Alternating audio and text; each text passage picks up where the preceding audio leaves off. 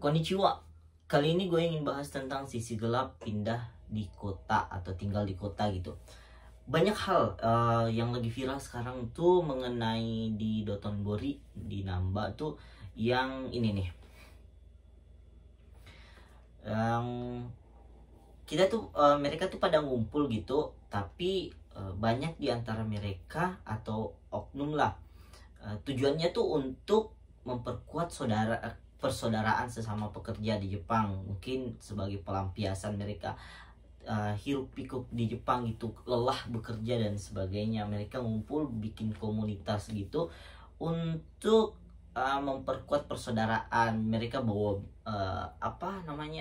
logo-logo komunitas mereka atau perkumpulan mereka. Tapi di sisi lain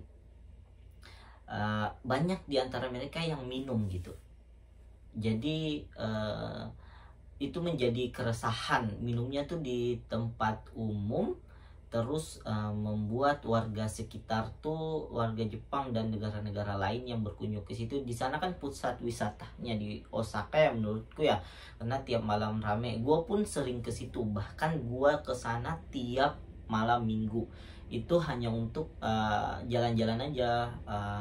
Hobi gue tuh lihat orang pada sibuk gitu. Gue duduk diam, pilih satu spot, gue duduk situ, beli minum, beli makan, snack gitu, liatin orang. Gue happy aja gitu. Tapi mereka ini meresahkan gitu menurut beberapa orang. Mungkin niat mereka nggak gitu, tapi itu yang terlihat. Oke, jadi mungkin gue bisa himbaunya kayak bisa introspeksi diri lah bagian nonton video ini atau nyaranin. Pasti itu semua orang-orang Indonesia gitu. Selanjutnya di sini gue yang pertama, poin pertama aja, di kota tuh banyak pengemis gitu. Gue aja apalagi gue sering ke sana, gue tuh udah beberapa kali didatengin pengemis orang Jepang nih yang datang minta duit, tapi pakai bahasa Inggris. Gue juga heran, pengemisnya bahasa Inggris, bilang minta duit dong, I don't have any money for going to somewhere. So basically kayak bukan gua nggak mau ngasih, tapi gua nggak boleh percaya. Gua tipe nggak percaya banget sama orang baru gitu. Ya besoknya didatangi lagi, you are this orangnya yang sama gitu. Jadi pengemis tuh banyak, gelandangan di Jepang tuh banyak banget. Gue jalan malam tuh orang tidur di pinggir jalan tuh banyak. Orang terutama orang tua ya. Jadi data yang menyebutkan tuh orang tua di Jepang tuh banyak banget. Makanya tuh pekerja yang harusnya dikerjain anak muda tuh orang tua yang ngerjain, karena gak ada lagi SDM-nya yang mau kerja itu. Terus sampah di mana-mana. Itu Jepang tuh pasti dikenal dengan negara yang bersih, tapi di kota yang gue alami terutama di Osaka, sampah, apalagi ya warga asing ya yang banyak ngotori. Sebenarnya warga asing yang ngotorin, terutama dari kita sendiri. Kalau kita belajar budaya Jepang sebelum ke Jepang itu banyak banget. Tapi kalau kita memilih tinggal di kota, maka banyak banget hal yang kayak ini bukan yang gue pelajarin sebelum ke Jepang gitu. Kenapa ini bisa terjadi, kagetnya. Kecuali kalau datang ke Jepang ke kampung ya, pasti itu kayak dapatnya yang emang sesuai yang pelajarin, temuin warganya ramah dan sebagainya.